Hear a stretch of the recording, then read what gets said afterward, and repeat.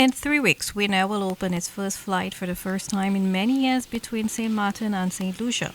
This new route is expected to establish a valuable connection, allowing travelers from St. Lucia to reach the Dutch island and other destinations in the Northern Caribbean and vice versa. Winair CEO Hans van der Velde says that creating this new connection with St. Lucia was an obvious choice.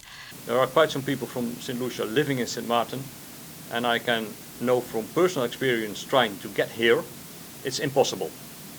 So it was a pretty easy choice to look at the size of St. Lucia, looking at the fact that quite some St. Lucians live in St. Martin, say, okay, let's start flights. To be honest, our only question was how many and which routing.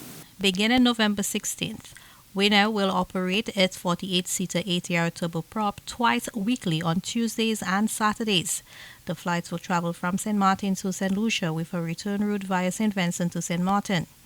Winair prides itself on being one of the most stable and punctual airlines, boasting an on-time performance well above the international standard of 85%. So we deliberately said on our aircraft we don't fully schedule them to give us the opportunity to solve issues. And next to that, it's also a matter of mentality. And sometimes that's quite difficult for people. So if we say we leave at 9:20 and passengers come in at 8:50, then you're late and our flight is closed because we want to operate on time. So it's a way of thinking and a way of operating that has consequences for the whole chain in aviation. But by doing that, we offer what a customer has bought, because a customer does not buy a ticket. A customer buys a ticket on a certain time, and we do everything to uphold that promise.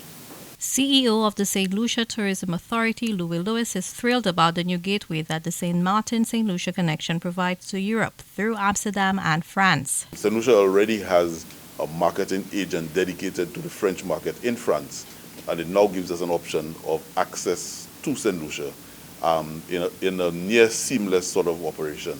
From what I understand, there is either an interline agreement or a code share with Air France that goes into St. Martin, and for the person coming to St. Lucia, it would be a seamless operation. You buy a ticket to St. Lucia, which will just hop and a skip away from St. Martin.